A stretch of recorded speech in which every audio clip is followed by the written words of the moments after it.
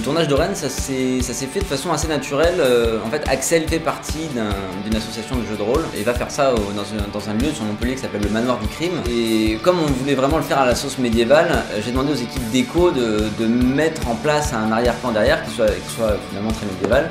Leur atelier d'armes, parce que le nain a un côté guerrier, ça se voit dans le teaser. Et puis on a des étagères avec des bougies, avec un crâne, surtout avec des bouquins et avec plein de petits objets, parce que les nains en fait sont une civilisation certes de guerriers, mais ce sont des gens très très cultivés.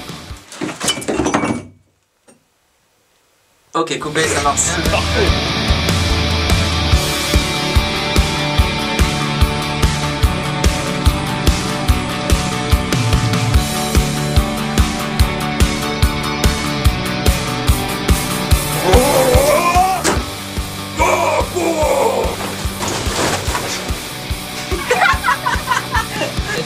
Ta main au bout des doigts, ça fait ça.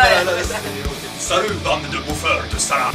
Oui, c'est à toi que je parle, sale suceur de racine.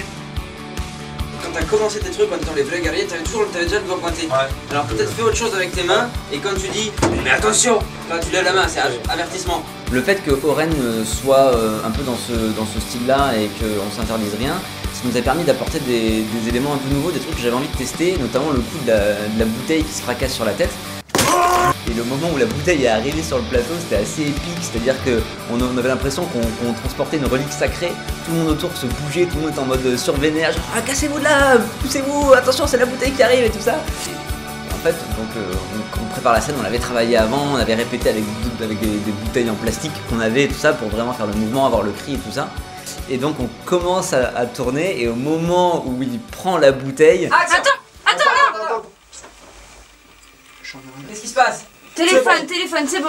Dépêchez-vous, hein. La panique totale et la tension absolue. Et puis finalement, on a réussi à faire le truc, il s'est fracassé la bouteille sur la tête et là ça a été le soulagement général. Action.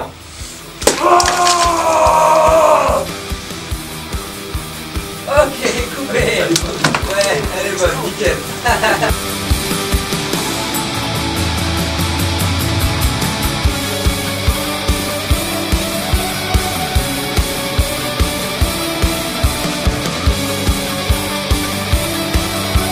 Je voulais vraiment créer un personnage qui était massif, c'est pour ça que ça se traduit de cette manière-là sur la fat suit, qui est une espèce de combinaison très épaisse qui a été faite par une de nos costumières, qui va sous le costume et qui est là pour épaissir, donner du volume, qui donne l'impression d'une carrure plus large. Pour le make-up d'Oren, on a eu la chance de pouvoir rebosser avec Adrien Giffard, qui est un mec super cool et qui nous avait déjà filé un gros coup de main sur Storky et Butch.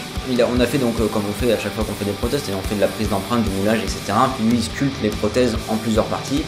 Et après sur le tournage il les pose, on a donc la perruque ajoutée en plus et le poilage qui a été fait pour les sourcils et tout ça.